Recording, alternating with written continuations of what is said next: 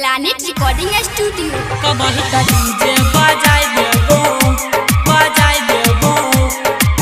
लगन में शादी रचाई लेबो हमारा आगे छौरी बना ले भतार हेगे कट जेतौ जार। हमारा आगे छौरी बना ले भतार हेगे कट जेतौ जार। कबही त डीजे बजाई देबो लगन में शादी रचाई लेबो। कबही त डीजे बजाई देबो लगन में शादी रचाई लेबो। हमारा आगे छौरी बना ले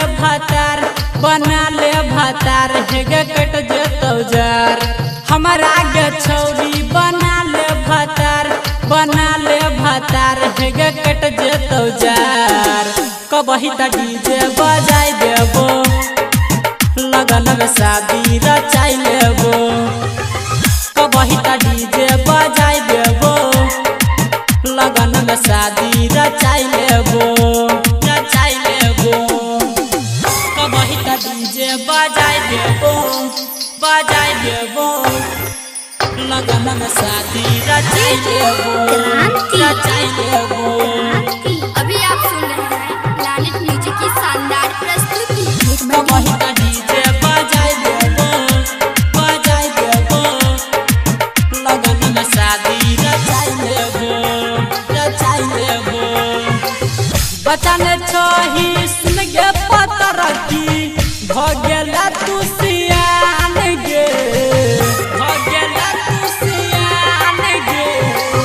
एना नहीं कर सुन गे रनिया जवानी जियान गे।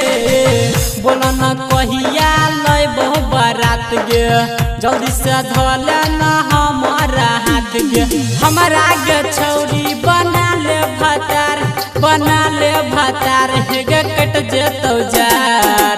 कबही त डीजे बजाई देबो लगन में शादी रचाई लेबो। कबही त डीजे बजाई देबो लगन में शादी रचाई लेबो कबही त डीजे बजाई देबो लगन में शादी रचाई लेबो अभी आप सुन रहे हैं प्लैनेट म्यूजिक की शानदार प्रस्तुति। कबही त डीजे बजाई देबो लगन में शादी रचाई लेबो कते दिन से करै छियौ हम तोहर सुन बेटिंग गे जल्दी से अपना बाबू से कही के कल नया अपन सेटिंग गे। रंजीत किशन छै कन तैयार गे रमन जी यादव के लगाल जोगार गे। हमारा आगे छौरी बना ले